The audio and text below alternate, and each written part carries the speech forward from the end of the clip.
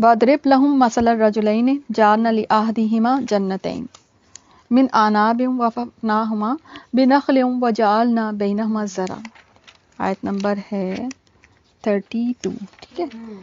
تو اب یہ جو واقعہ ہے نا یہ بڑا مشہور بھی تھا باغ والوں کا واقعہ. تو اور ایک یہ ویسے بتایا بھی جا رہا ہے کہ اس طرح سے دو شخص تھے. ٹھیک ہے. کیونکہ ایک اور بھی باغ والوں کا واقعہ ہے وہ آئے گا بھی آگے نا. تو اس میں مطلب عرب میں باغ والوں کے واقعات کچھ مشہور تھے. ٹھیک ہے.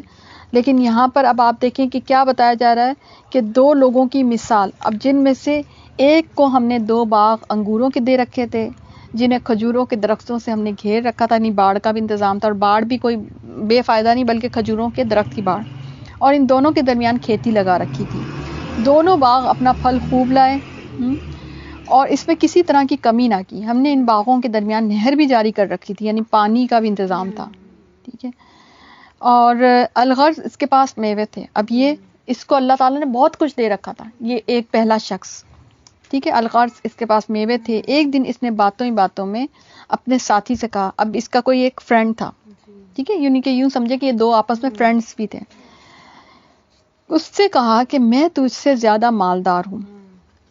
وَكَانَ لَهُ ثَمَرٌ فَقَالَ لِصَاحِبِهِ وَهُوَ يُحَاوِرُهُ. اب يُحَاوِرُهُ ہوتا ہے کہ جیسے بات کرتے ہوئے ٹہلتے جیسے جانا. تو وہ يُحَاوِرُهُ أَنَا أَكْثَرُ مِنْكَ مَالًا وَأَعَزُّ نَفْرًا کہ میں تم سے زیادہ ہوں مال میں اور میں نفری کے اعتبار سے بھی جتھے کے اعتبار سے بھی زیادہ ہوں. یعنی میرے پاس پروٹوکول بھی ہے, میرے پاس سے نا غلام لونڈی یہ بھی زیادہ ہیں اور میرے پاس نوکر چاکر بھی زیادہ ہیں. اولاد بھی ہو سکتا ہے اس کی زیادہ ہو. تو ہوتا ہے نا ایسے لوگ جو ان کے پاس ان پروٹوکول بھی ہوتے ہیں, سیکیورٹی بھی زیادہ ہوتی ہے. تو اس نے کہا جتھے میں بھی تم تو ایک اکیلے انسان ہو اور میرے پاس تو بھائی مال و دولت بھی زیادہ ہے. اور آپ دیکھیں کہ یہ ایسا جملہ تھا جو یہ چلتے چلتے جیسے نہیں ہوتا تبصرے جو ہمارے یہاں بڑا عام ہے, تبصرے بازیاں عام طور پہ ہمارے یہاں یہی ہوتی ہے. اس کے پاس تو بڑا اچھا وہ ہے, اس کی تو یہ چیز ہے, اور وہ خود بھی کر رہے ہوتے ہیں ہمارے پاس یہ چیز بہت ہے, ہم یہ ہیں, ہم وہ ہیں, تمہارے پاس تو نہیں ہے. دیکھیں یہ بڑا ہی جو ہے نا عجیب بات ہے کہ آپ کسی یہ انسلٹنگ وے ہوتا ہے. اور ہمارے معاشرے میں یہ اچھا پہلے تو زبان سے ہوتا تھا, اب ہم نے سوشل میڈیا کو استعمال کرنا شروع کر دیا. یہ جو سوشل میڈیا پہ ہم ڈال رہے ہوتے ہیں نا نعمتیں, وہ بھی اسی آیت کے زمرے میں آتی ہے کہ میرے پاس تو یہ چیز ہے, تم بھی ذرا دیکھو. وہ اپنے گھر میں بیٹھا ہوا سکون سے, آپ کی ایک سوشل میڈیا آپ کی ایک اسٹیٹس نے اس کی ایک زندگی میں ہلچل برپا کر دی. یہ وہی یحاورو ہے جو آپ کے سوشل میڈیا اسٹیٹس کی وجہ سے اس کی زندگی میں آیا کہ آپ نے ڈال دی کوئی کہ میرے پاس تو یہ چیزیں ہیں. اب آپ نے بظاہر بولا نہیں ہے لیکن اب وہ کمپیریزن میں آئے گا. انسان ہے نا, انسان کے اندر یہ کمزوری ہے, وہ دوسرے سے کمپیریزن کرتا ہے, اسپیشلی اپنی مخلوق میں دوسری جو ہے نا دوسرے اپنے جیسے انسان سے ضرور کمپیریزن کرتا ہے. ٹھیک ہے. تو وہ یہ کہنے لگا اور یہ اپنے باغ میں گیا اور اپنی جان پر یہ ظلم کرنے والا تھا. کہنے لگا میں خیال نہیں کرتا کہ کسی وقت یہ برباد ہو جائے گا. اب انسان دیکھیں کہ اس سے انسان کے ذہن میں کیا ایسی بات آتی ہے, جب ہوتا ہے نا سب کچھ تو اس کو ہر چیز ہری ہری لگ رہی ہوتی ہے, سب کچھ جو ہے نا لگتا ہے کبھی, کیونکہ جب زندگی چل رہی ہوتی ہے نا, جیسے مثلا ابھی ہم سب زندہ ہیں تو میرا خیال ہے ہم موت کا بھی نہیں سوچ سکتے, ہمیں نہیں لگتا کیسے آئے گی موت. لیکن جب آ جاتی ہے نا تو اس وقت کوئی بچانے والا نہیں ہوتا. اور مصیبت بھی اسی طرح ہے, ناگہانی بھی اسی طرح سے, وہ اچانک آتی ہے, اس لیے تو اس کو ناگہانی کہا جاتا ہے. ٹھیک ہے. تو اب وہ صرف یہی نہیں کہ اس کو یہ زوم تھا, تکبر تھا, یہ تکبر کے جملے جو اللہ تعالیٰ نے پکڑے ہیں باقاعدہ طور پہ. اچھا اللہ تعالیٰ نے اس کو ہر چیز دے رکھی تھی, اتنی بڑی نعمتیں دے رکھی تھی, اتنا اس کے یعنی باغات ہونا اور اتنی جائیداد ہونا, یہ اللہ تعالیٰ نے اس کو بہت کچھ نوازا ہوا تھا. تو یہ بھی ایک شکر کا معاملہ ہوتا ہے کہ شکر کریں, لیکن وہ تکبر کر رہا تھا شکر کے بجائے. اور پھر یہ بھی عقیدے میں بھی بڑا مسئلہ تھا اس کے بھائی کہ وما اظن الساعة قائمة ولئن رددت الى ربی لاجدن خیرا منها منقلبا. اور نہ ہی میں قیامت کو قائم ہونے والی خیال کرتا ہوں, اگر بالفرض میں اپنے رب کی طرف لوٹایا بھی گیا تو یقیناً میں اس لوٹنے کی جگہ میں اس سے بھی زیادہ بہتر ہوں گا. آپ کو پتا ایلیٹ کلاس کا عقیدہ یہی ہے. آج ہمارے معاشرے میں ایلیٹ کلاس کا عقیدہ یہی ہے.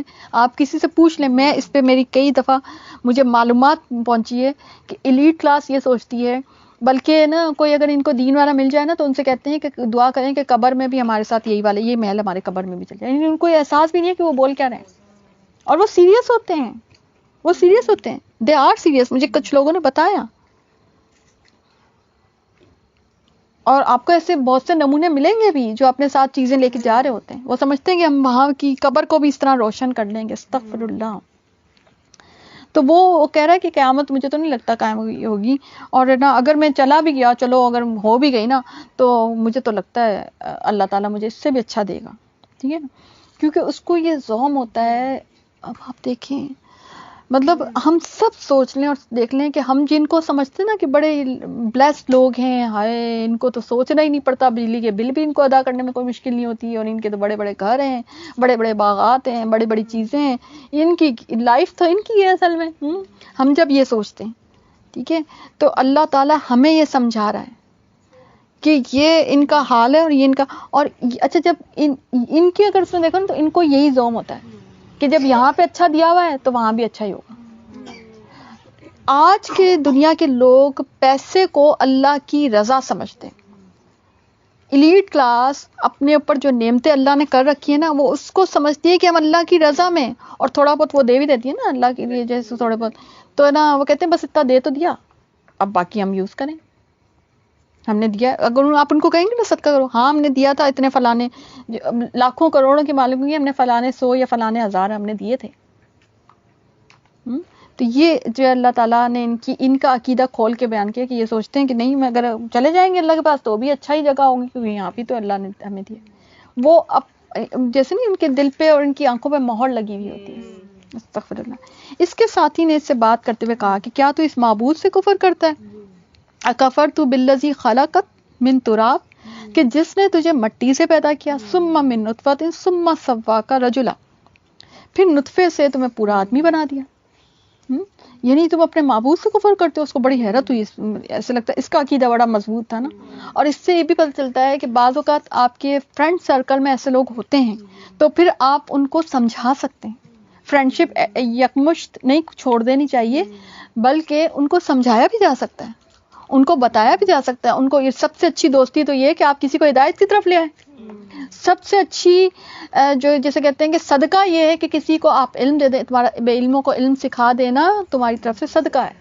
آپ کو پتہ ہے آج کے زمانے میں سب سے بڑی نیکی, سب سے بڑی جو جس کو کہتے ہیں نا کہ خیر کا کام, وہ یہ ہے کہ کوئی آپ کی وجہ سے ہدایت کی طرف آ جائے, کوئی آپ کی وجہ سے اللہ کے دین کی طرف آ جائے, کوئی آپ کی وجہ سے اللہ کے معرفت کی طرف آ جائے. سب سے بڑی نیکی ہوتی ہے. آپ کسی کو روٹی ایک کھلائیں گے, ایک پلیٹ بریانی کھلائیں گے نا, تو وہ اتنی تک ہی ملے گی نا بھائی, اتنا ہی ہوگا نا اجر, ایک پلیٹ بریانی کا ہی اجر ملے گا. لیکن اگر آپ نے کسی کو دین کی طرف لے آئے نا, اس کی نسلیں سنور جائیں گی. ہم اس بات کو کم سمجھتے ہیں. آپ دیکھیں ہمارے معاشرے میں رمضان ہوتا ہے تو سحری افطاری کے جو ہے نا سارے معاملات شروع ہو جاتے ہیں, سحری کرا دو, افطاری کرا دو.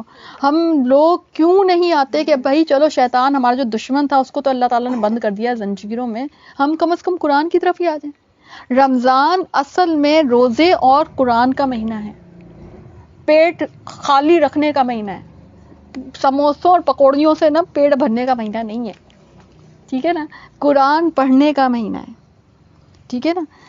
تو لیکن میں تو عقیدہ رکھتا ہوں, اب اس پہ شخص نے کہا کہ میرا تو عقیدہ ہے کہ وہی اللہ میرا پروردگار ہے, میں اپنے رب کے ساتھ کسی کو شریک نہیں کروں گا. اب آپ دیکھیں اس نے عقیدے کا, وہ جو شخص تھا اس نے عقیدے کا ویسے زبانی نہیں کہا تھا کہ نا میں کوئی کافر ہوں یا کچھ, لیکن بعض اوقات ہمارا عقیدہ ہماری زبان, ہمارے رویے, یا جو زندگی جس طرح کی ہم لائف سٹائل گزار رہے ہوتے ہیں نا, اس سے پتہ چلتا ہے کہ ہمارا عقیدہ کفر پہ ہے یا ہمارا عقیدہ توحید پر ہے. اس نے یہ نہیں کہا تھا کہ میں اللہ کو نہیں مانتا, ٹھیک ہے, اس نے آدھے پارٹ کو کہا تھا کیا قیامت نہیں آئے گی, اور اگر آئے گی تو اللہ کے بارے میں تو ویسے اچھا گمان ہی رکھا تھا کہ اللہ تعالیٰ مجھے وہاں بھی اچھا دے دے. مگر اس سے ایک اور بات آپ نے سیکھی کہ عقیدہ پورا من و ان قبول کرنا ہے. عقیدے جو آپ کے پہ نا, جیسے فرشتوں پر بھی ایمان ہے, تو نبی پر بھی ایمان ہے, تو قیامت اور آخرت پر بھی ایمان ہے, تو سارے مل کے چیزیں جو ہے نا وہ عقیدہ بنتی ہے. اور سب سے بڑھ کر آخر الزمان صلی اللہ علیہ وسلم پر ایمان, ان کے آخری نبی ہونے پر ایمان, قرآن پر ایمان, الہامی کتابوں پر ایمان. یہ پورا مفصل جو ہے نا آپ کا ایمان جو ہے نا یہ ہے اصل میں. سمجھ آ رہی بات, ٹھیک ہے. تو اس نے ایک پارٹ کو کہا تھا قیامت کو, تو اس نے کہا تو اس کے عقیدہ جو ہے متزلزل ہو گیا.